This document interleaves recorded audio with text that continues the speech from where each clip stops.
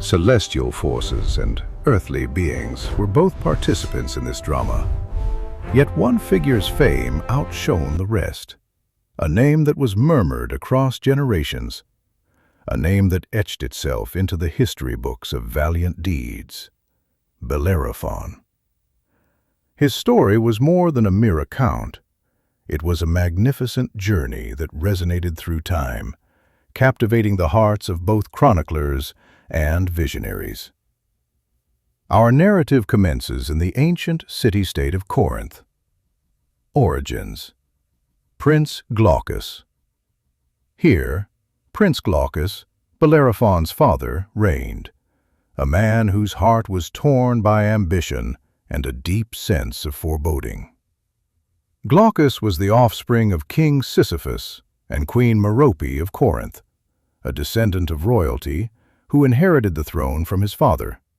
However, his rule was overshadowed by a fierce rivalry and a chilling prediction that set the mechanisms of fate into motion. From the instant Glaucus drew his initial breath, destiny intertwined him with a destiny filled with both glory and ultimate tragedy. His path was destined to be extraordinary, his life marked by his desperate attempts to exert control over his own fate. Upon inheriting the throne, Glaucus was also marred by his own unruly passions and rash decisions. His reputation was tarnished by the whispers of his disrespect towards the gods and his own reckless nature. But as we know, destiny is a fickle mistress, and Glaucus's life was cut short in a tragic chariot-related accident, leading to a period of instability in Corinth. The throne was ultimately passed down to his young son, Bellerophon, a youth of striking appearance and spirited demeanor. Bellerophon was raised by his mother, Eurynome, who instilled in him a love for valor and honor. Their home was a place of solace and nurturing, shielding the young prince from the turmoil that had plagued his father's life. The exile and the prophecy. Bellerophon's life took a dramatic turn when an unfortunate accident resulted in the death of a citizen, forcing him into self-imposed exile to avoid the consequences of his actions. This marked the beginning of his wanderings. He sought purification in the court of King Proetus of Tiryns. Proetus's wife, Queen Sthenoboia, or Antea, became infatuated with the handsome newcomer. When Bellerophon respectfully rebuffed her advances, Sthenoboia, consumed by wounded pride and vengeful fury, falsely accused him to her husband of attempting to assault her. King Proetus, faced with the chilling dilemma of guest-host law, which forbade him from killing a guest, and the perceived need for justice for his wife, chose a cunning path. He could not directly execute Bellerophon. Instead, he dispatched Bellerophon to the distant land of Lycia, entrusting him with a sealed message for his father-in-law, King Iobates. The content of this message was a silent decree of death. Bellerophon arrived in Lycia, where King Iobates received him with generous hospitality, observing the sacred laws of guest-host relations for a full 9 days. Only on the 10th day did the Lycian king break the seal and read the message, which unveiled a haunting truth. The scroll demanded the execution of the bearer, the unwitting Bellerophon. Iobates, much like Proetus, found himself caught in the snare of an implacable moral truth. To violate the trust placed in him by the guest-host code by slaying a guest was to risk invoking the wrath of the gods. Yet to disregard his son-in-law's explicit demand was to tempt a rift between their kingdoms. King Iobates' desperation and cunning led to a similar strategy. He would not directly stain his hands with Bellerophon's blood. Instead, he would assign the young hero a series of seemingly impossible quests, designed to lead to Bellerophon's inevitable demise at the hands of a fearsome monster or enemy. The trials begin. The Chimera mission.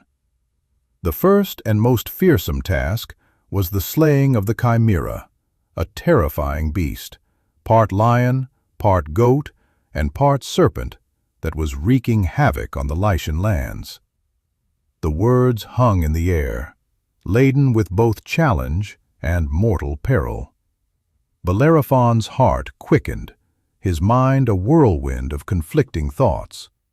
It was an opportunity to secure his honor and freedom from the king's deceitful intentions. Bellerophon accepted the challenge, for he saw a chance to reshape their destiny, to forge a path where he could escape the clutches of a kingdom fraught with intrigue. Iobates, however, was certain the quest for the Chimera would be a fool's errand, a death sentence cloaked in the guise of glory.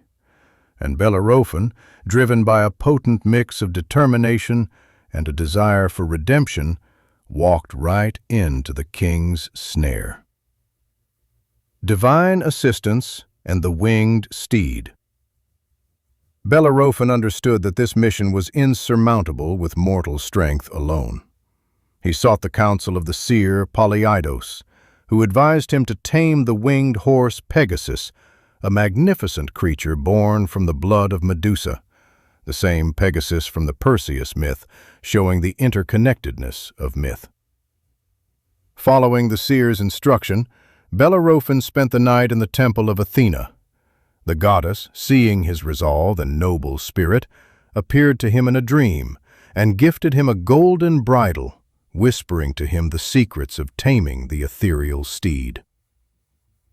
The next day, Bellerophon found Pegasus drinking at the Pyrene fountain in Corinth. With the help of Athena's divine artifact, he subdued the majestic creature.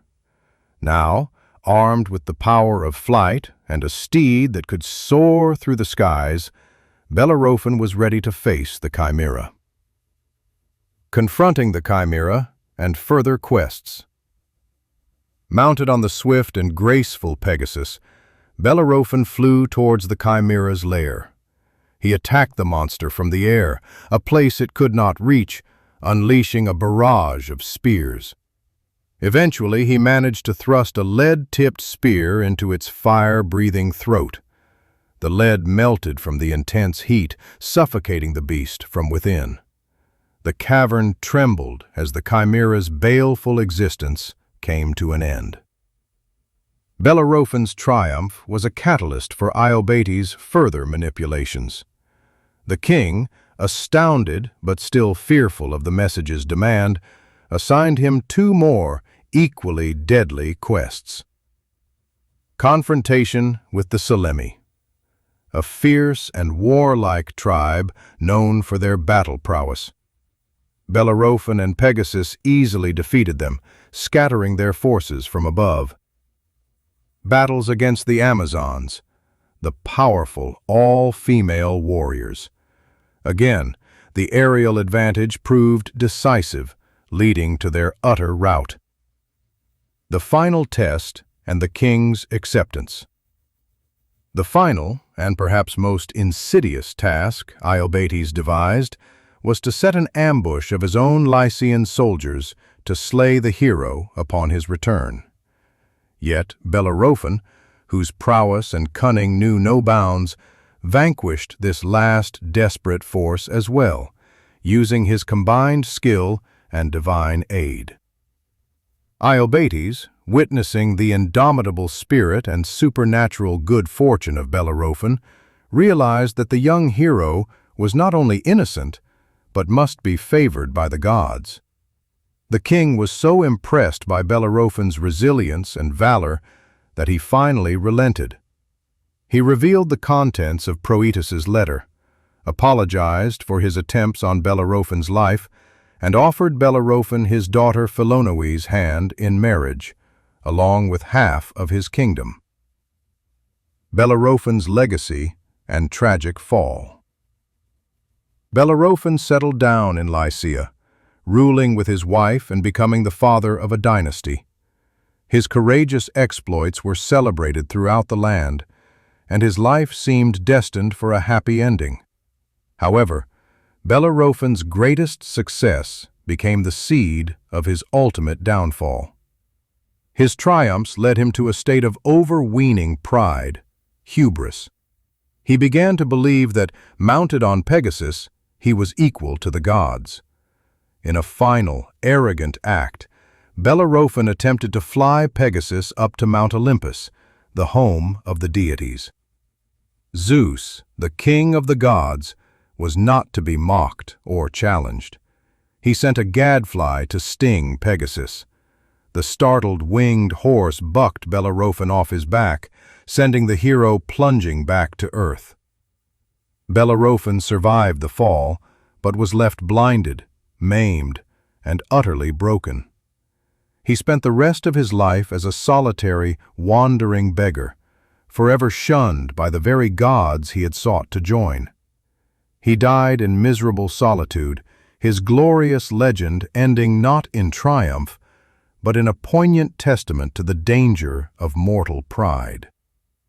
The saga of Bellerophon, the hero who vanquished a monster and tamed the skies, remains an enduring narrative etched in stone, story, and the very texture of myth itself.